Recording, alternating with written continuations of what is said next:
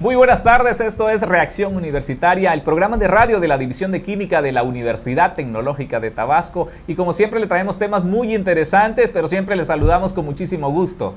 Marbella Jiménez Medina y José Alfredo Irineo Mijangos. Cada uno de los temas que les hemos traído son de gran importancia para la sociedad, para nuestro medio ambiente, y hoy tenemos un temazo muy bueno que es geoquímica de suelo, y vamos a primeramente enterarnos de qué se trata y cuáles son los beneficios o qué se puede hacer con la geoquímica del suelo, cómo ayuda a nuestro medio ambiente. Pero para ello hemos invitado a una persona muy especial para nosotros porque es egresada de esta casa de estudios en Ingeniería en Química de Procesos Industriales, y también ha hecho una maestría. Y bueno, trae muchos estudios que prácticamente nos dan el tino de que hoy tenemos a una persona especialista en este tema que les hemos comentado. Para ello hemos invitado a Beatriz Adriana, la doctora Beatriz Adriana Alegría Hernández, quien básicamente nos da muchísimo gusto que se encuentre hoy con nosotros aquí. Buenas tardes. Buenas tardes, queridos. Gracias por la invitación. Es un gusto estar aquí. Pues bien, comencemos platicando de geoquímica del suelo. ¿Y a qué nos referimos, maestra, cuando decimos geoquímica? Bien, la geoquímica de suelos, la geoquímica como tal es una rama de la geociencia que estudia cómo los elementos químicos interaccionan, en este caso, en el suelo, ¿sí? Y qué reacciones podemos nosotros presentar al momento de que existan algún contaminante en ellos. Muchas gracias, maestra. Básicamente estamos hablando de la geoquímica de los suelos en relación a la composición química y los procesos geológicos y biológicos que influyen en su formación. ¿Nos podría explicar un poquito de manera más amplia este tema? Sí, claro. Como tal, la geoquímica estudia, en este caso, vamos a referir más a lo que es suelo, engloban otros ambientes que interaccionan como agua, aire. En este caso, vamos a referirnos más a lo que es el suelo. Bueno, como tal, el suelo podemos encontrar diversos elementos, como son el óxido de silicio, que es el más abundante en la corteza terrestre, y tenemos otros elementos principales como el hierro, el aluminio. Bueno, cada uno de ellos tienen ciertas interacciones, pero en su momento, cuando existen mayor concentración de cada uno de ellos, pues existe una reacción química que, puede de manera parcial poder deteriorar el suelo, ¿sí? Entonces es muy importante estudiarlo, qué problemas podemos tener al momento de que se presente.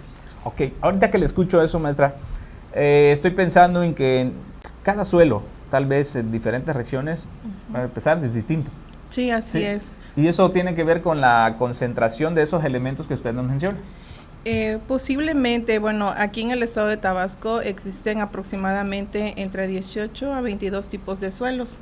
Son diferentes texturas, entonces cada uno de ellos va a interactuar de diferente manera. No podemos decir que lo que tengo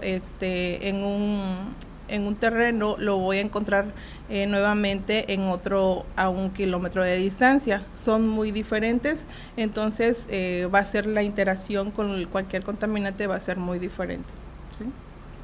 Ok, hemos visto, por ejemplo, suelos que tienen barro. Por ejemplo, ese tipo de suelo está contaminado, sirve para producir o sembrar. ¿O qué ocurre con ese tipo de suelo que es como muy chicloso o pegajoso, por decirlo así? Ok, ese tipo de suelos es un suelo, en este caso vamos a clasificarlo como vertisol.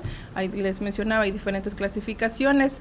En este caso el vertisol es el más amplio, el que se encuentra mayormente en el estado.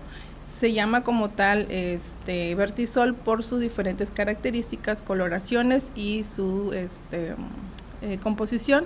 En este caso, en este suelo vertisol se encuentra la arcilla llamada monmoriñonita. Eso es lo que lo diferencia, porque es un suelo muy lodoso al momento de estar como les diré, con agua, demasiada agua, entonces se forma, las arcillas se hinchan, por así decirlo, y esto hace que el suelo sea más chicloso, por así, digamos, coloquialmente podemos decirlo, y posteriormente cuando está seco, bueno, se vuelve más rocoso, pero eso es lo que hace la diferencia entre uno y otro. Sí, aquí, maestra, para las personas que nos están escuchando y que tal vez están en su casa, o tal vez transportándose en alguno de los transportes públicos de nuestra sociedad y que a lo mejor no están muy relacionadas con los términos técnicos. Por ejemplo, aquí estaríamos hablando de lo que nosotros conocemos a lo mejor comúnmente como tierra colorada, en algunos casos, ¿no? Y, por ejemplo, a diferencia de los suelos que están en otra parte de nuestra región, que permite incluso que las plantas crezcan y tengan esos suelos una gran vegetación. Ya aquí hay una diferencia entre este tipo de suelos y... Como tal, bueno, va a depender la plantación o la planta con la que estamos hablando. Cada una de ellas tiene cierta adaptación de cada diferente suelo. Por lo regular, bueno, hay ciertas malezas que se acostumbran, ¿no?, a ese tipo de suelos, pero tenemos nosotros que hacer, identificar la planta y qué tipo de propiedades necesita esa planta para decir que, bueno, este terreno o esta parcela es adaptable, ¿no?, a esta planta. Químicamente, ¿qué puede hacer que un suelo sea fértil y otro no lo sea tanto? ¿Me repite la pregunta, por favor? Sí, estamos hablando de la parte química que está en el suelo, sí. Y estoy pensando, yo como voy a la tabla periódica, ¿no? y están ahí entonces los elementos de la tabla periódica, que voy a encontrar el carbono, que va a estar y los demás elementos. Esto puede hacer que la cantidad o la concentración que hay de estos elementos químicos en un suelo es lo que le va a dar fertilidad a un suelo, ¿no? Sí, claramente. Bueno, hago referencia a la norma mexicana 021 Semarnap 2012, la cual, bueno, nos estipula ciertas concentraciones que debe tener el suelo. Entonces nosotros tenemos que adaptar esas propiedades o esos nutrientes para que sea fértil. Tenemos que cuidar todo, también la humedad, tenemos que cuidar también lo que es la compactación del suelo, porque esto, bueno, si no tenemos ciertas propiedades eficientes, pues nuestras plantaciones no van a ser las adecuadas o las óptimas. Entonces nuestro suelo tiene que ser como tal, contar con las propiedades físicas y químicas óptimas. Sí. Ok, maestra, si el suelo está contaminado, por ejemplo, en el caso de querer producir alimentos, frutos, ¿estos se contaminan? Claro que sí, no tengo digamos el dato exacto qué porcentaje, pero sí claramente se pueden contaminar. Como les mencionaba, las plantaciones tienen esa adaptabilidad, ahí pueden haber plantaciones que puedan adaptarse a suelos contaminados. Esto, ¿qué pasaría? Las plantas prácticamente al crecer absorben su alimento por sus raíces y esta planta pues va a tener también la manera de poder absorberse contaminante y posiblemente tengamos alimentos contaminados que, bueno, posteriormente hablando vamos a tener ciertas enfermedades en la salud pública. Okay. Ya que hablando de nutrientes para estas plantas, maestra, ¿qué importancia tiene el agua en el suelo? ¿Tiene que ver con el transporte de estos nutrientes para que las plantas se alimenten? Sí, bueno, el suelo tiene que tener ciertos elementos, tiene que tener oxígeno, tiene que tener agua. Entonces, también si tenemos demasiada agua, también es muy perjudicial porque, bueno, ¿qué va a pasar? Va a saturar los poros y, bueno, y la planta se va a ahogar, vamos a decirlo así, y, bueno, no vamos a tener buenas plantaciones. Sí. Pues hemos visto, ¿no? De repente lo que acaba de mencionar, pasamos a orillas de plantaciones, por ejemplo, maíz, plátano, en donde cuando tenemos inundaciones aquí en nuestro estado, que es muy común que eso ocurra, como definitivamente todos esos plantíos se pierden, ¿no? Entonces también considero que el hecho de elegir un suelo que tenga o no tenga contaminantes es también elegir un espacio adecuado para poder hacer un plantío, ¿no? Así es, porque, bueno, en el caso del agua, pues ¿qué va a pasar? Se va a podrir, ¿no? Va a haber demasiado recurso que en su caso, bueno, para la planta va a ser mal, ¿no? Va a ser malo. Excelente. Entonces vamos a tener una pérdida total de nuestras plantas. Sí. ¿Qué otros nutrientes, aparte de la interacción que tiene con el agua, en nuestro estado resultan muy importantes en la parte de la agricultura, digo? Ok, bueno, los nutrientes como potasio, tenemos el sodio, el calcio, son por mencionar algunos de los nutrientes necesarios para las plantas. Como ustedes, bueno, vemos en las plantaciones, hay ciertos suelos que no tienen la salinidad suficiente o el calcio suficiente que hacen, riegan cal para poder que ese suelo tenga esos porcentajes adaptables a la planta. Entonces, bueno, lo que nosotros queremos como agricultor es tener unas óptimas plantaciones. Pues estamos hablando de la geoquímica de los suelos contaminados. Vamos a una pausa. Estamos en el 102.5 de su FM. Regresamos. Estás escuchando XHCPGU 102.5 FM, Sintonía UTAP, transmitiendo desde nuestras instalaciones ubicadas en Carretera Villahermosa Teapa, kilómetro 14.6, Fraccionamiento Parrilla 2, Código Postal 86288, Centro Tabasco, México.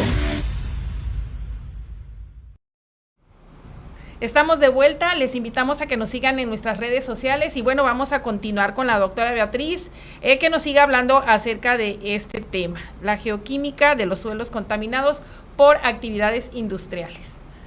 Sí, prácticamente se le puede cambiar la vocación que le llaman a veces a un suelo, ¿no? Y en esta cuestión puede ser por una contaminación. En nuestro estado es muy común quizá los derrames de hidrocarburos en los suelos y ya la parcela de don Jacinto ya resultó contaminada y él sembraba maíz y tiene una contaminación. ¿Qué sucede ahí, maestra, cuando realmente tenemos una influencia ya exterior que le cambia la vocación al suelo? Ok, sí, bueno, como mencionaba, vocación de suelo podemos tener la agrícola, la industrial y, bueno, residencial que le llaman, ¿no? Entonces, en este caso, cuando ya contamos con un suelo contaminado, ¿qué hace la geoquímica? Es ir a identificar qué tipo de contaminantes tenemos, qué concentración está en este contaminante para poder nosotros identificar o adaptar un tipo de remediación para que ese suelo, bueno, se recupere posiblemente no un 100%. Un suelo contaminado no se recupera un 100%, puede ser un 95%. Hay estudios de artículos científicos, ya sea internacionales o nacionales, que pueden alcanzar han reportado hasta un 95% de estos suelos. Claro está que tenemos que ir monitoreando esas concentraciones y estar periódicamente revisando si realmente ya no tenemos un porcentaje de contaminante. Ahora, en esta contaminación, que quiero creer yo que dependiendo también del contaminante, se van a utilizar diferentes procesos para poder descontaminar un suelo. ¿Qué procesos o qué técnicas se pueden seguir para descontaminar un suelo? Bueno, una técnica de remediación, bueno, se clasifica física, química, térmica, o una combinación de la física y de la química. Va a depender del tipo de contaminante, el tipo de suelo y la concentración para nosotros decir, puedo utilizar una remediación biológica, ya sea con bacterias, con hongos, o bien una física, un labrado nada más o un lavado de suelos. Pero bueno, esto es, digamos, hacer un estudio extenso de qué podemos adaptar a ese suelo y posiblemente hasta una o dos combinaciones de remediaciones que se pueden aplicar. O sea, no solamente una técnica, sino que pueda yo utilizar, ayudarme de varias técnicas para poder lograr una Así es, remoción. La más, por decir, la más económica o la más amigable al ambiente sería un tipo de remediación biológica, pero bueno, se dan los casos que no se recupera totalmente ese suelo, entonces se integran otros tipos de remediaciones para poder recuperar lo más que se pueda. Y de esa biológica que dice, que me imagino que tendríamos que utilizar, no sé si hongos o bacterias, para poder remediar el suelo, ¿qué tanto tiempo puede requerir un suelo con remediación biológica? Ok, sí, en este caso la remediación biológica al ser económica también genera un tiempo extenso de remediación. Las físicas y las químicas son más rápidas porque le estás propiciando un proceso, ¿no? Agilizando. La biológica sí se lleva, no sé, puede ser hasta un mes, 90 días, posiblemente va a depender de las condiciones del suelo, claro. ¿sí? Para poder decidir qué tiempo necesita para poder recuperarse, y también el tipo, en este caso ya sea de hongos o de bacterias, qué tipo de vamos a utilizar, porque bueno, hay unas que son propiamente más rápidas o dependiendo la cantidad de bacterias que utilicemos, sí. Colocarle estimularlas prácticamente, un bioestimulante o nutrientes que necesiten las bacterias para poder comerse ese contaminante y tener un menor porcentaje. Gracias, maestra. Ahorita mencionaba acerca del uso de suelos con fines residenciales. Me hace pensar en donde se desecha toda la basura de toda la ciudad, por ejemplo, los basureros. Sí. ¿Está normado qué tanta distancia debe de haber para poder construir? Sí, claro, hay normas específicas para ello. Para poder decir que se va a construir un fraccionamiento, tenemos también que respetar esa parte, porque bueno, si no, todos esos olores, todo eso contaminante se dispersan en el aire y prácticamente pues vamos a estar nosotros respirando, ¿no? Esas partículas, y que a futuro vamos a tener problemas de salud. Gracias. Sí. Yo voy a seguir con el ejemplo de don Jacinto. Estoy preocupado porque se le contaminó su parcela. Entonces, la descontaminación, podríamos llamarlo así, o la remoción de esos contaminantes puede ser en el lugar, o tengo que llevarme ese suelo para darle esos tratamientos que usted nos comentaba. Ok, bueno, anteriormente las remediaciones podían ser en el sitio o fuera de, pero si nos imaginamos la parcela de don Jacinto es demasiado grande, son kilómetros de terreno contaminado, es imposible no mover todo eso. Va a depender también las fracciones o las mediciones de ese terreno que está contaminado, pero podemos ir a hacer una prueba, tomamos una muestra de suelo contaminado, vamos al laboratorio, se analizan con las técnicas analíticas necesarias y poder describir qué es lo que se va a hacer, ¿no? Pero por ejemplo, en las remediaciones físicas se puede hacer ahí mismo en el sitio, podemos hacer un labrado, podemos hacer un lavado de suelos, hacer pilas de tipos de remediaciones, pero bueno, ya ese va a depender lo que se decida, ¿no? En su momento.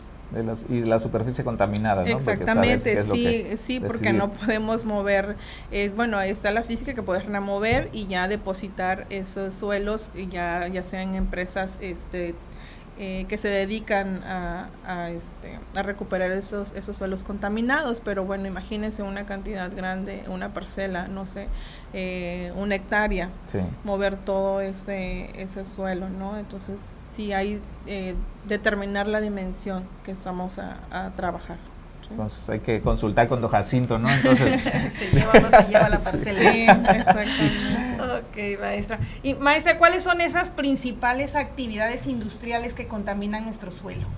Ok, bueno, en México sabemos que están las minerías, está la industria química, la agricultura intensiva, en el cual se utilizan fertilizantes, pesticidas abundantemente, y principalmente lo que es la industria petrolera, ¿no? Como en nuestro estado, que ya sabemos, hay reportes, tengo un dato, hay de 1,100 derrames reportados entre el 2008 y el 2024.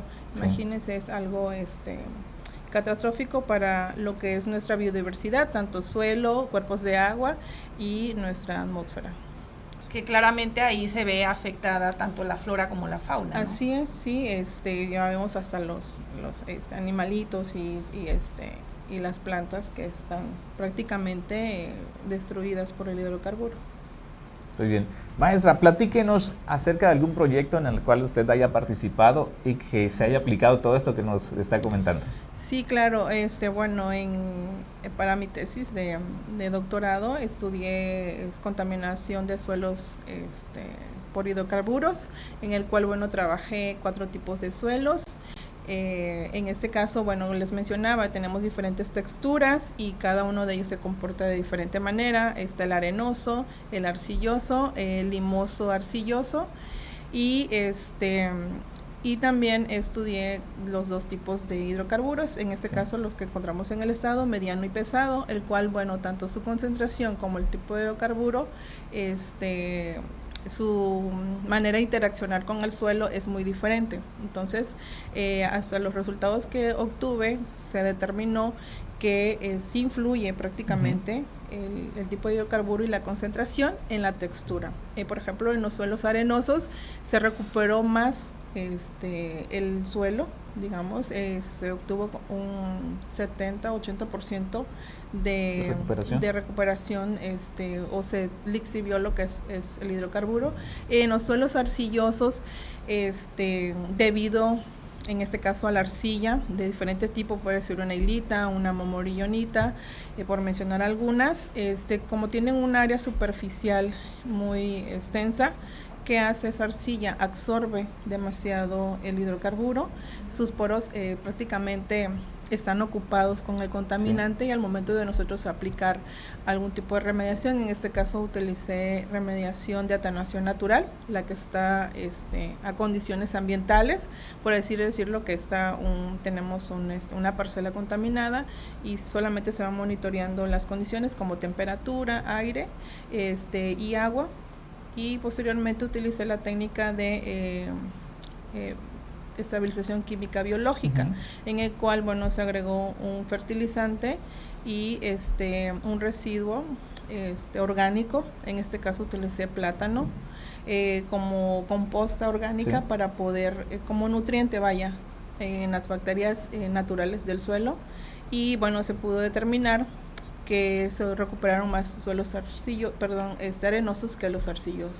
Ok, entonces también aquí como decía usted muy bien, la estructura del suelo, la textura del suelo tiene que ver mucho. Sí. Ahora, maestra, ya que menciona esas bacterias, le pregunto, ¿se utilizan bacterias que ya existen en ese suelo contaminado o podemos agregar bacterias que de alguna manera reconocemos su actividad con esos contaminantes? Sí, de hecho se puede utilizar.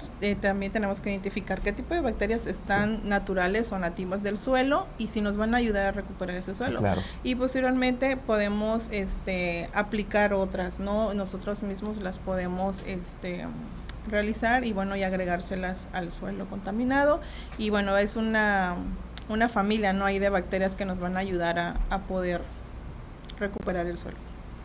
Muy bien. Ok, bueno, maestra, básicamente la importancia del estudio geoquímico de los suelos, una de sus principales funciones es la conservación de los ecosistemas. ¿Nos puede explicar un poquito acerca de ello? Sí, claro. Bueno, como mencionaba anteriormente, la geoquímica es la que estudia la interacción que existen los elementos químicos, en este caso los naturales, pero también podemos tener los que se agregan accidentalmente por diversas contaminaciones. Entonces, aquí, ¿cómo podemos conservar nuestros suelos? Evitar derramar los hidrocarburos o basura, entonces, pero bueno, aquí se encuentra lo que es la geoquímica, que nos va a ayudar a poder recuperar estos suelos, ¿no? Pero bueno, no está de más mencionar que debemos de nosotros mismos proteger nuestro ecosistema para tener una vida mejor, ¿sí? Básicamente nos habla de la conciencia que cada uno debemos de tener, ¿no?, en el cuidado del suelo, que es uno de los principales recursos que son utilizados para las actividades humanas, ¿no? Entonces sí se nos motiva a que, por ejemplo, en el caso de la cultura de la basura, no tirarla en las calles, no tirarlas en los terrenos baldíos, para evitar precisamente esa contaminación que pues puede ser perjudicial para nosotros y tener un impacto también en la salud. Pues agradecemos a la doctora Beatriz Adriana Alegría Hernández por habernos explicado de manera amplia este tema. Nos despedimos, no olviden seguirnos en nuestras redes sociales y recuerden, estamos en nuestro programa Aprendiendo, Enseñando e Innovando con Química. Hasta pronto.